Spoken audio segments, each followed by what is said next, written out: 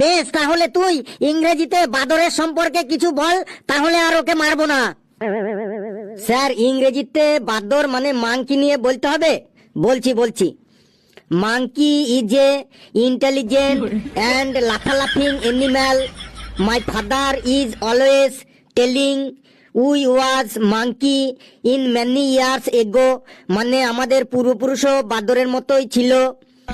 The monkey is two leg and two hand, which is leg and which is hand I don't know, মানে বাদরের কোনটা পা আর কোনটা হাত আমি জানি না।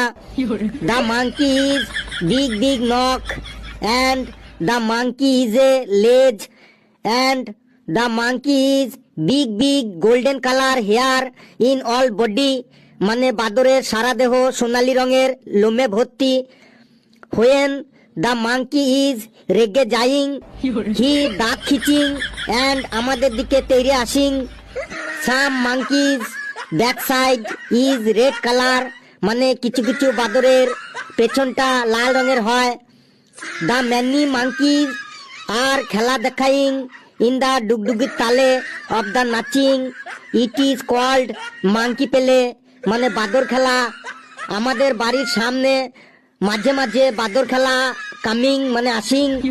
হোয়েন উই আর বাদর দেখিং উই আর চাল, বাদর খেলা দেখিং উই আর চাল আলু অ্যান্ড টাকা দেইং।